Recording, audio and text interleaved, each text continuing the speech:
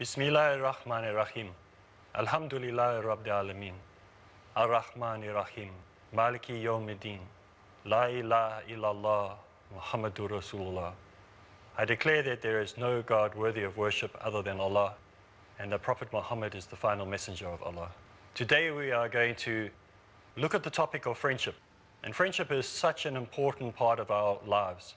Other than choosing our wives and our spouses or husbands, choosing friendship is probably the second most important thing, or maybe even the first most important thing that you have to do in life. Remember, we choose our friends before we choose who we're going to marry. When you're at school, you interact with people. When you're in university or colleges or technicon, you need friends to help study, to learn from, maybe even to do sports with.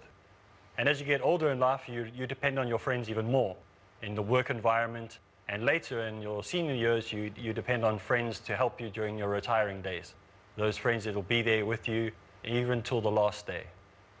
So choosing friends is very, very important.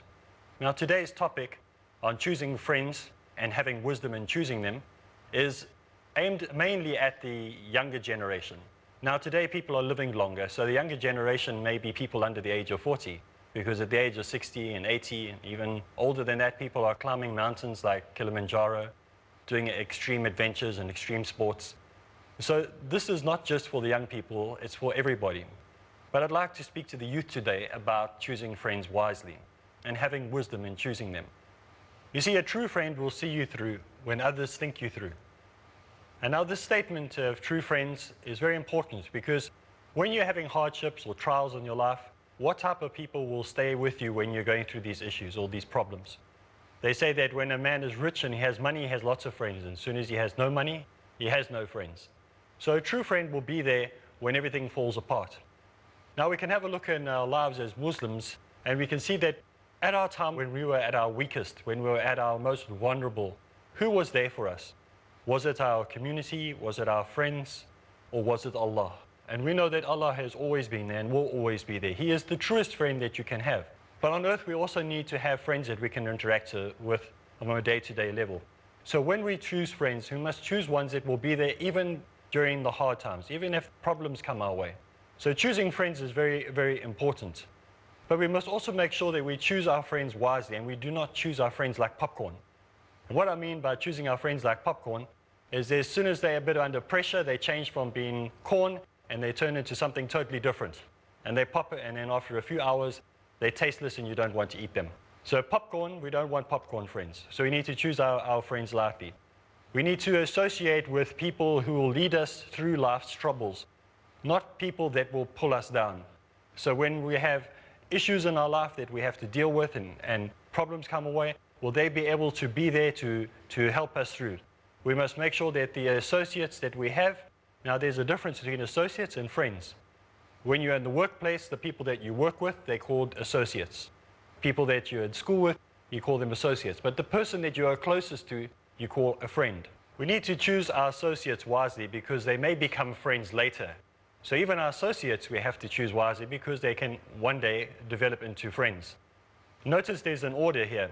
First you get to know somebody and they become associates, and later you to move it to the higher level where you become friends with the person. So we need to make sure that we do it in the right order. Often when I meet people, they say, oh, my best friend is coming around. And half an hour later when they leave, they say, oh no, my best friend's coming around. And I ask them, how many best friends have you got? So it's very difficult to have a lot of best friends. You normally have one or two friends that really are good role models for you and good people to support you. The further distance that you get away from good friends, the more likelihood you're going to just have acquaintances in your life or associates in your life. So you need to get close to somebody who you can trust and who will be there for you. Now the same way is we need to make sure that we do not distance ourselves from Allah. We must make sure that we remain close to Allah at all times. And the type of friends and associates that we choose, we must make sure that they encourage us to stay close to Allah and close to that relationship that we need to continuously evolve and grow in. The other thing that we need to remember is when we choose friends and we have friends who are Muslims or in the Muslim community, that we mustn't run down each other. You know, oftentimes we have people who, there seems to be a type of professional jealousy. People are unhappy when someone succeeds in the Muslim community. We should be happy when our brother or our friend in the Muslim community succeeds. Therefore, we should never be caught in the trap of running down other Muslims or other Muslim organizations or mosques or anything like that. We should remain close to our Muslim brothers and encourage them. So we must be careful that we do not roast our brothers who are Muslims or in the Muslim community. The other thing that we need to remember is we need to become better people in ourselves. We cannot have good friends in our lives unless we are prepared to be better people ourselves. So we have to spend time considering what type of benefit we have to the person that we want to befriend. What am I going to add to that person's life? What can that person add to my life? So we need to almost have a look at ourselves under an X-ray. Now this is a very important point, and I hope you remember this analogy that I'm going to give you. As an X-ray shows a doctor any broken bones or injuries, so the same thing will happen if we look at our friendships under an X-ray. Now remember, when you take an X-ray, you only get a negative. So when you print an X-ray, you lift it up, you can only see what's really going on in the X-ray if you hold it up to the light. But the X-ray itself is negative. When you hold that X-ray up into the light, it suddenly becomes the full picture. You can actually see what the picture really is. And so in our lives, a lot of people are negatives to us. They are almost X-rays to us as well. You can take them up and you hold them to the light and you see that they're actually bad for us. You see the cracks and the flaws in them. And so you need to remove those people from your lives. X-rays can also build on negativities. So if you have X-ray type of people in your life, they can build on those negativities and make your life even worse. Now, if you want to get a clear picture of something, what do you need to do? You take a photograph, and this is back in the old days where we actually developed photos, and you would take it to a lab, and they would develop it, they'd get a negative of what the real picture looked like. And after putting it under the right treatment, under the right light, under the right chemicals, under the right conditions, for just the right amount of time, you had a beautiful picture that would evolve from that negative. And so even out of negative, something positive can come. So even in our lives, if we seem to just go far away from the truth and we start going into error, and we go in true repentance and we're prepared to put ourselves under the light, to be analyzed, to see what is wrong with us, we will be able to get that treatment that is required, to be able to get the true picture of what our lives are supposed to be like. So choosing friends is very important, bringing the positive out and getting rid of the negative. The people that we honor and respect in our lives are the kind of people that we need to keep in our lives. People that we want to emulate, people that we want to copy.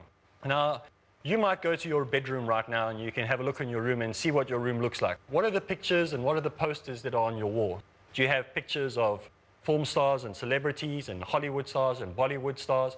What are the pictures that you see on your wall? Maybe they are violence and anger and hate. Perhaps they are of a military coup or a war that took place 30 or 40 or 50 years ago that you think is really good to have on your wall. Maybe it's an anarchist sign that you don't want any control in society.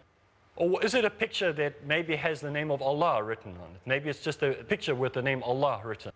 Maybe it's a picture of Mecca. Maybe it's something that reminds you that you're a Muslim. Now that's the type of person that you are.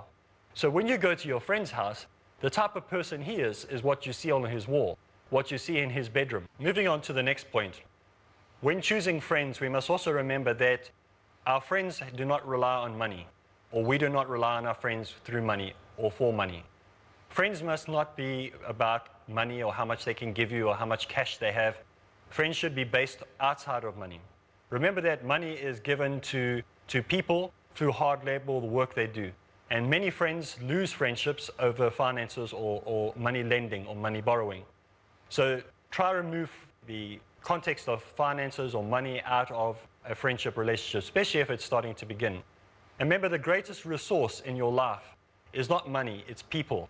And people bless you, not money.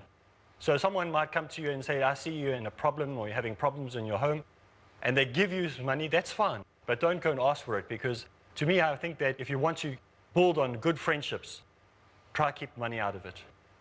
The other thing that we need to also remember is that many fake friends are bought with money. So they're only there for a while as long as the money's around, and as soon as the money runs out, so do they. So try to build friendships without money. Remember, money doesn't come from heaven. You know, people say, you might have heard your parents say, do you think money grows on trees?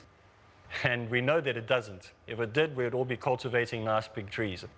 But we know that money doesn't come from heaven. Money comes from other people. And so whenever we use money, use it wisely. We are the ones who can help and bless other people, and means that we can help and guide other people through the money that we have. Next point about friendship is that true friends keep no records. You know, if you go to a psychologist or a psychiatrist or a doctor or a dentist or wherever you go to, whatever profession you go to, the first thing they do is they bring out a piece of paper and they start filling it in. And as you say things, they start writing them down. And you think, well, I hope no one ever gets hold of those things because it's got my whole life story on that piece of paper. Now, a true friend shouldn't keep records. When somebody does something right, he thanks him and he enjoys that good quality or that good part of their nature that they've exposed. But if they do something wrong, he should also forget it. It's not his job to hold grudges and keep records of things. Hold a true friend that you have with both hands. If you have a friend, hold him with both hands because you never know if he's going to come by again or she's going to come by again. True friends are very rare to find. And if you are lucky enough in your life to have one true friend, then you're really a blessed person. So many of us are privileged to have friends in our lives. So if you find a friend in your life, hold him close. The other thing, poison is still poison even if the label doesn't say it's poison. So maybe you have a friend who's actually very bad for you. And you saw from the beginning he was hanging around with the wrong crowd. He drinks, he smokes, he takes drugs, he's rude to women, he's rude to his family. Do you think you're going to be able to change him? A lot of people say, no, but I'm befriending him because I think I can change him.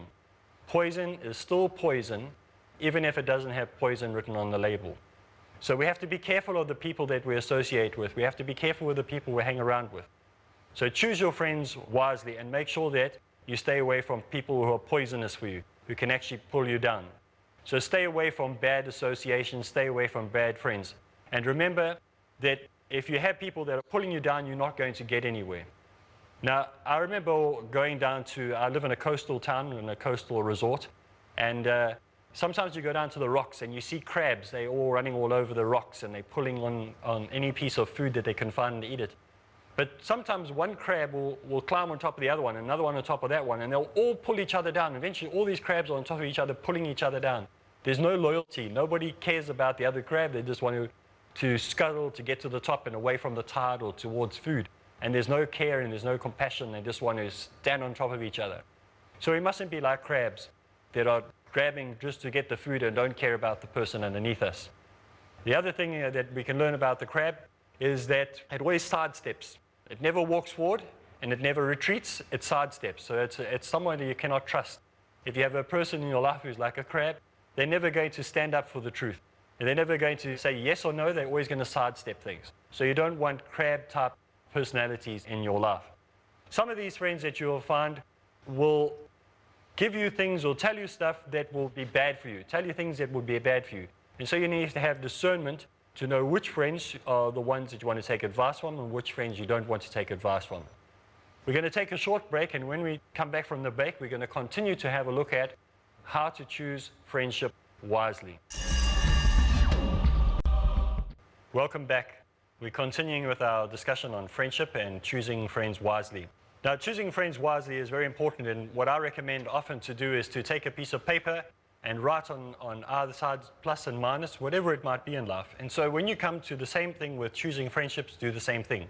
Draw positives and negatives about your friend. Do 2 columns and say, what are the good things about the person? What are the bad things? So you can make a discernment, decide whether this person is actually pulling you down or they're encouraging you to be a better person. Now, in the same way as Muslims, we need to look and see what type of things in our life that are pulling us down, or what type of things are making us become a better Muslim, what are bringing us closer to the way that we should be living as Muslims, what are bringing us closer to Allah, what is making us seek the truth and reject the lie. You know, in many friendships, if we have friendships that actually encourage us to do wrong, we have friends that sometimes will look the other way and say, well, he's my friend, she's my friend. I don't really want to tell her what she's doing wrong, what he's doing wrong. He must find out on his own. That's not a real friend. A true friend will tell a friend what you're doing is wrong, will help them and guide them to find the pathway back again to where they have strayed away from. So our friendship with Allah, our friendship with Islam needs to be nurtured all the time. And this brings me to a more serious point. When people lose somebody in their life, and I don't mean losing someone in a shopping center, I mean there's somebody passing away. When somebody dies, it becomes very important for people to be around there afterwards, to be there for the family, to encourage them, to guide them, to be able to be there to listen to them when they're in need. Now, what normally happens is the first week or 2 weeks or 3 weeks after somebody passes away in the family, or somebody is late in the family, what happens is everybody's there in the beginning. But after the second or third or fourth month, nobody's there. And that's when the family needs you the most. So that's why friendship is so important, that when our friends are in need or our friends are going through times of anguish, that we're there not only directly afterwards, but also in the times later. So when people are in anguish or they're suffering, they need somebody to be there. So continue to be a friend, not just immediately after their suffering begins, when somebody passed away, maybe they had some accident or they're in hospital or whatever. Don't be there straight away. You need to be there for the long period as well. So it's very important for you to continuously be a friend. A friend is not just a friend during the times when things go well, but he's there as well during the times when things don't go so well. Now, the story that we heard about the bear and the man being attacked by a bear is one that we can look at and think about, because what type of friends are we choosing? Are they the ones that hide away up the tree, or they're ones that are with us the whole way through? Now, I heard another story as well, and I'm quite well known for my many stories. And so I'll tell you another story that also helps you to identify or understand friends. There were two men walking through the desert, and it was a very hot day, and they were sweating, and it was very, very dry, and they didn't have much water. And so the one man started to hallucinate. Hallucinate means he started to see things that weren't there, and he was hearing voices that weren't actually speaking to him. And he thought that his friend was shouting or insulting him, but he wasn't. His friend was just walking quietly next to him, just as thirsty as he was. And so he turned around to his friend, the man who was hallucinating, and he slapped him in the face. And his friend was shocked, but he didn't react because he was a friend. And so he said nothing. So what he did is he picked up a stick and he started to write in the sand. And the friend who slapped him was surprised because he didn't react. He didn't fight back, he didn't hit back, but he started writing in the sand. And so the man looked down and he said, "What are you pointing? What are you busy writing in the sand there?" And he said, "Today, my best friend slapped me in my face." And so he thought, okay, well, this is a strange thing to do. But he didn't worry too much about it, and he just continued walking on. Then they came a little bit further, and as they walked a bit further, and they came to an area where there was an oasis, where there was some water, and there was lovely water, and dates were growing, and they thought, oh, this is perfect. And so they got into the water, and they drank water, and they washed themselves, and they ate some dates, and they had a fantastic time. But as the one man climbed out of the water, the same man that was slapped, he started sinking into the mud. And there was sinking sand there. And he was busy getting further and further and further into the ground.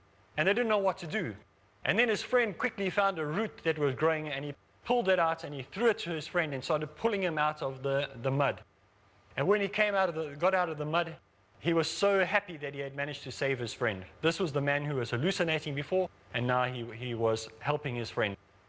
Now, as they sat there and they got their thoughts together, the man who had been slapped in the face went and he found a rock, and he started chiseling something into the rock.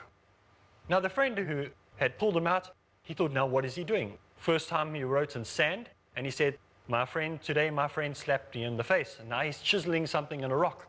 So he went to his friend and he said, what are you chiseling in the rock over here? And he said, today my best friend saved my life. So he was amazed. He thought, no, he wrote in the sand, now he's writing in rock. Now the moral of this story is, when people do bad things to us, we shouldn't remember them. We should let them be blown away by the winds as the winds come. You write them in sand. And so when the winds come, they blow away. But the good things that people do, the good things that people do to our lives and help us and invest in our future and invest in our spiritual growth, invest in time and energy into growth as a person, these we must write in stone, because these are deeds and people that we do not want to forget. So as we grow in life and as we choose our friends, we must remember that we choose our friends that are going to be those ones who are going to carve our benefits, the benefits that we have in their lives, or the benefits that they have in our lives, in stone. And those who do things that are not good for us, or those who do things that are disappointing, we must write those things in sand and let them blow away. You know, our friendships are so very important. When I grew up in a very small town. And I grew up in a community where it was mostly young men in the community. And there was another school further away where the girls went to school. So there was a boys' school and a girls' school. And so what we used to do together as boys is we would do fun activities together. We didn't go to clubs and pubs and drink alcohol and smoke cigarettes and do drugs. We used to do enjoyable things together. We'd go walking, and we'd do hikes, and we'd go to rivers and streams, and We'd swing from vines, and we'd do activities that were wholesome, activities that were good for you. So when you choose your friendships, the type of friends you choose, don't always think that you have to go do things in the city or you have to do things that are haram. You can do things that are halal. You can do things that are good for you. Try and find activities that you can find the real true nature of the person by the activities that you do. Outside activities are very, very important. Now these days we have PlayStation and all these other games that people play and internet. But try and do those activities if possible. Do those activities for a shorter period of time and spend more time outside and enjoy the environment that we have. And friendships, something that needs to be treasured, and you need to spend time nurturing them and make sure that these friendships are growing. Now, it's very important for every Muslim to make sure that the types of friendships that he chooses are the ones that are going to be the friendships that are going to encourage him and help him to live the correct moral life that he needs to live. So we need to reject those people that are making us move further away from Allah. We need friends that are going to sit with us and want to read the Quran. We need friends with us who want to pray with us, who want to do salah with us, that won't disappear as soon as it comes time for salah. They suddenly disappear because they have something to do. They don't want to do salah, so they disappear. They have to suddenly go to the shop or buy something, or they now have to go home. But they'll do anything than actually sit there with you and do a salah. So we have to choose friends wisely. We must make sure that the friends that we have the habits and behavior that we would want to have as well. Now what I mean by this is sometimes our friends, that they can distract us or pull us away from the behavior that we used to have before.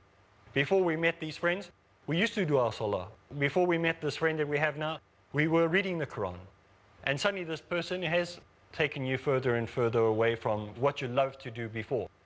So choose the friends. Today, as I end off with this first talk on friendship, and as for the young people, I want you to think about the types of friends that you have made and try to aim for a better quality friend if those friends are in fact negative friends. Try to get positive friends. The type of friends that when you hold them up to the light, they still look exactly the same. They still look the same. You don't see any flaws, you don't see any cracks, you don't see anything that needs to be bandaged up. So in the days to come, in the weeks to come, select your friends wisely. Take time.